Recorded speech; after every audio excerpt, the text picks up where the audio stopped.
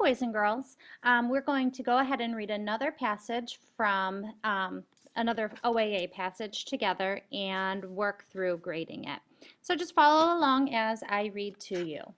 I smiled at Mr. Johnson as Janie and I passed his house, but he didn't smile back. Instead, he got up from his porch swing and came down to the sidewalk. He frowned down at us. "Debbie, Janie," he said, "no more shortcuts through my backyard."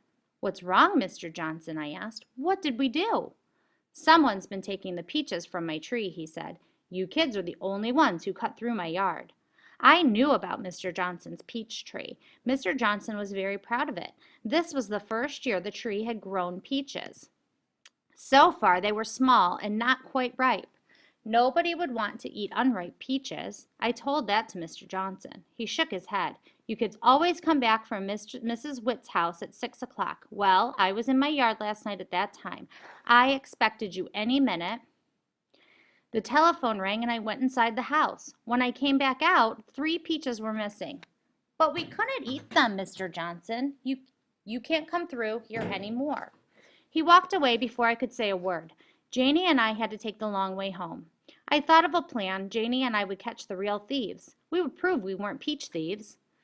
"We're going to get in trouble," Janie said. "No, we're not," I told her. "We're going to get ourselves out of trouble." That evening, we hid in the wooded lot beside Mr. Johnson's yard. I had my instant camera. Janie grabbed my arm. "Look," she gasped, "a rat." I looked over at Mr. Johnson's yard. There was no rat, only a big old possum. It had dirty white fur and a long pink tail. It scurried across the grass straight toward the peach tree. The possum clawed its way up the bark and out along the only branch that still had peaches on it. When the possum opened its skinny snout, I could see lots of pointed teeth inside. The mouth stretched wide and grabbed a peach. Glump, glump. The possum made a lot of noise as it ate. I started snapping pictures. I heard a rustle behind us, and someone touched my shoulder. I squeaked and turned around. Mr. Johnson looked down at me. "I've got you now," he said, "little thieves." But, Janie said, pointing to the tree, "look!" Of course, the possum had fled, but the instant pictures had fallen at my feet. Janie picked them up. "There's the real thief," I shouted. Mr. Johnson looked at the pictures. Then he glanced at us. "Kids," he said, "I'm sorry. I should have known it wasn't you." Mr. and Mrs. Johnson took us out for ice cream. Mr. Johnson told us that he was going to put a fence around the tree. At the ice cream store, Janie and I ordered the same flavor, peach. Okay, let's take a look at these questions. Remember, if you get them right, just leave it alone. If you think that they're wrong, circle the number with your red pen and mark the correct answer. What will Mr. Johnson most likely do if the girls cut through his yard in the future? Okay, now this is after they've discovered who the thief was. Don't forget that. A, go inside his house. B, ask them not to steal his peaches. C, remind them not to take shortcuts. D, wave at them and smile. Okay, the answer would be D. They're friendly again. He found out that he was wrong and apologized, and he didn't have a problem before with them cutting through, so he probably wouldn't again. Number 2. "What's wrong, Mr. Johnson?" I asked. "What do we do?" Who is speaking? A, Janie. B, Mr. Johnson. C, Debbie. D, Mrs. Johnson. The answer would be C, Debbie, because in the story she talks about herself and Janie. Okay, and we know it's not Mrs. Johnson or Mr. Johnson, so the only logical response would be Debbie. Okay, let's go on. Number 3, according to Mr. Johnson, when were the peaches stolen? A, while he was inside his house at night. B, while he was at the ice cream store. C, while he was inside answering the phone. D, while he was sitting on his porch swing. Let's go through and find out. Okay. All right here. "You kids always come back from Mrs. Witt's house at 6 o'clock. Well, I was in my yard last night at that time. I expected you at any minute. The telephone rang and I went inside the house. When I came out, 3 peaches were missing. So, the peaches were stolen when he went inside the house." We'll go ahead and mark that.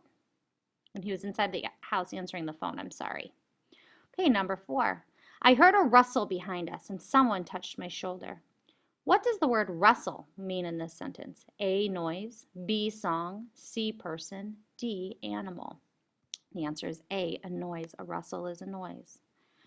Okay, number 5, the girls in this selection have a problem to solve. Describe the problem and how they solved it. This is important, boys and girls. You need to have the problem and the solution.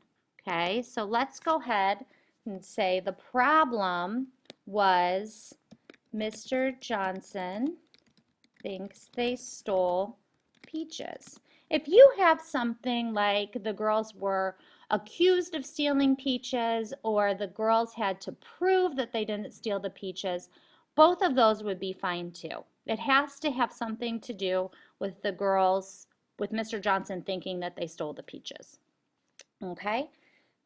The solution would be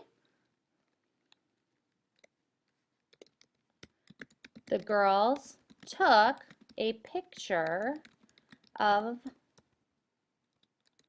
the real thief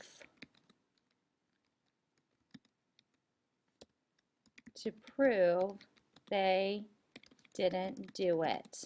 Okay, so that's how they solved the problem. You have to have something about them taking a picture of the real thief. If you have taking a picture, that won't be enough because you have to, whoops, in fact, I'm going to go up here and fix this a little bit, because you have to tell us that they took a picture of the real thief. Okay, if they took a picture, that picture could be of anything. Okay, it has to be that they took a picture of the real thief to prove that they didn't do it. Okay, so on here, Mr. Johnson thinks they stole the peaches. The problem is worth 1 point and the solution is worth 1 point. So if you think you got the problem wrong, circle it, but do not write anything. If you think you got the solution wrong, circle it, but do not write anything. And don't worry, your teacher is going to double check this. Okay, number 6. Nobody would want to eat unripe peaches.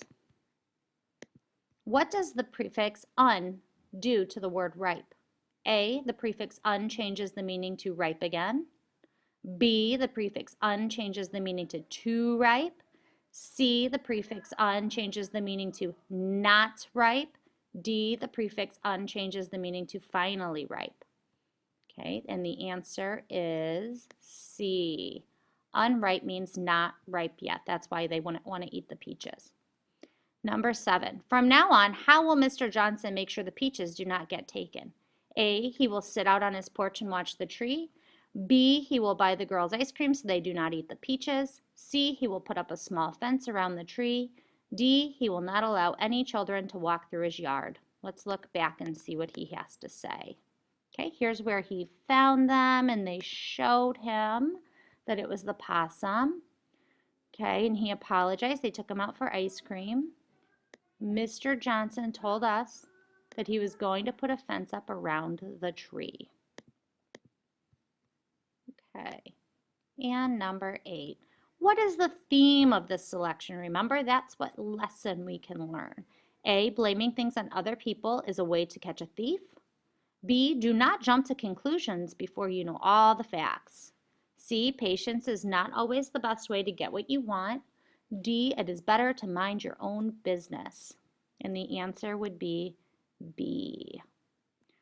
All right, boys and girls, there's all of your answers. Go ahead and mark how many you missed on the front. Just mark a minus, whatever, and your teacher will check that for you. Okay? All right, have a good day.